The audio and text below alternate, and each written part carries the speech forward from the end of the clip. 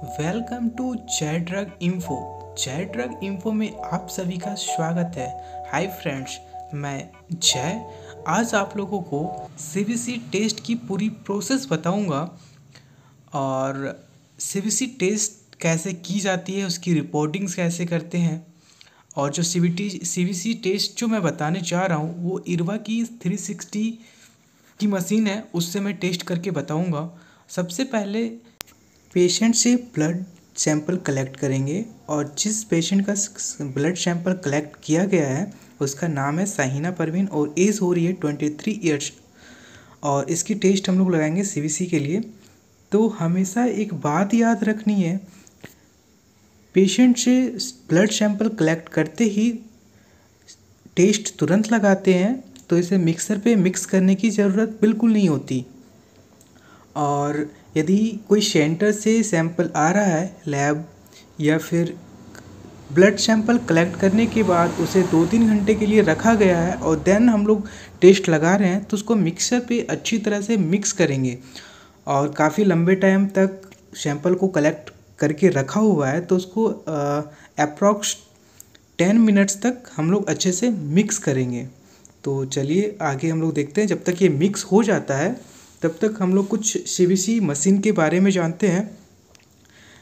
जो टेस्ट हम लोग करने जा रहे हैं वो सीबीसी H360 इरवा की मशीन है।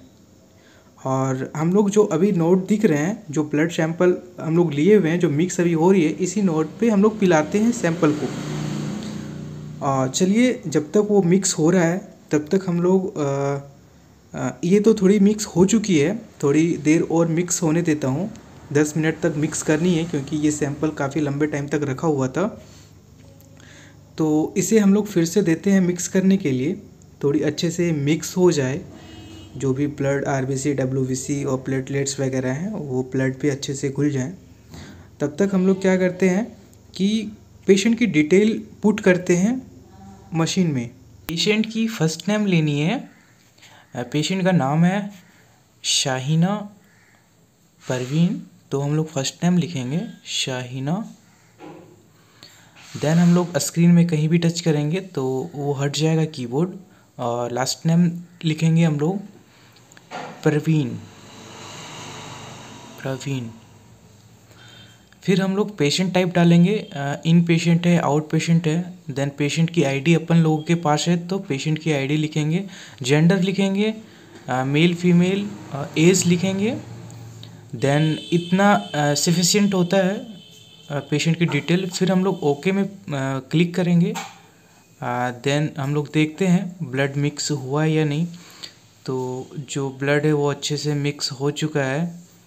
देन हम लोग मैंने फर्स्ट में ही बताया था कि ये नोड जो है वहाँ पे हम लोग ब्लड की जो सैम्पलिंग होती है उसको वहाँ पे मशीन के अंदर ले जाते हैं और प्रोब में डालते हैं और नोड में, तो वो ऑटोमेटिक अपने आप जितनी ब्लड लेनी है वो अंदर ले लेती है। और एक लाइट दिख रहा होगा ग्रीन कलर की, तो ये इंडिकेट करती है। यदि रेड कलर की इंडिकेट कर रही है तो प्रॉपर वो जो है मशीन वर्किंग में नहीं है, वो रिपोर्टिंग नहीं करेगी।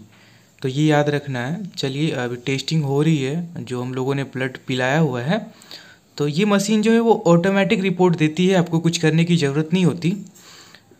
जनरली ये खुद सारी कैलकुलेट करती है। सेल्स वगैरह हो गए हैं, डब्ल्यूबीसी आरबीसी हो गए, प्लेटलेट्स हो गए, सारे वो ऑटोमेटिक यहाँ पे लिस्टेड कर देंगे, आपके सामने डिस्प्ले कर देंगे। तो वहाँ से और यहाँ इस मशीन से आप लोग प्रिंट आउट भी निकाल सकते हैं, रिपोर्टिंग कर सकते हैं। देखिए ऑटोमेटिक सारा कुछ बता दिया है। सैंपल आईडी भी दिख रही है, मोड भी दिख रहा है, नेम भी दिख रही है, टाइमिंग वगैरह, एज वगैरह। और देखिए डब्ल्यूबीसी जो है 7.66 है, लिम्फोसाइट है 13.8, ये सारी सेल्स दिख रही है।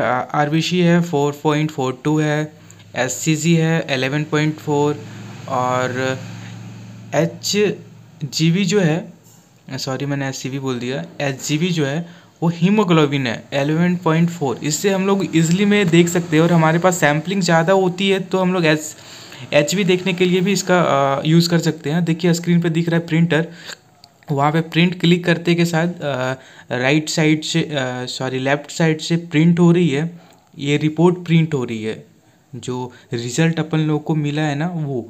तो इसको क्या करेंगे, वो जो प्रिंट हो रही है उससे हम लोग ले लेंगे। लेने के बाद हम लोग अपने लैपटॉप या सिस्टम के थ्रू जो भी हमारे पास सॉफ्टवेयर है रिपोर्टिंग करने के लिए, वहाँ पे ये डेटा पुट करेंगे और प्रिंट आउट करके पेशेंट को या फिर कलेक्शन सेंटर्स वगैरह को हम लोग वो भेजते हैं।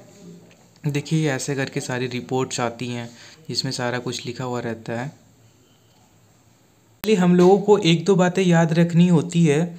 जब हम लोग सैंपल को कलेक्ट करेंगे तो उसे हमेशा एडीटीए फाइल पर रखेंगे ताकि वो जम ना जाए, और सैंपल को हम लोग लंबे टाइम तक 1-2 घंटे 3 घंटे तक हम लोग होल्ड करके रख रहे हैं और देन हम लोग टेस्ट लगा रहे हैं, तो उसको जो मिक्स करेंगे वो मिनिमम 10 मिनट्स तक मिक्स करेंगे।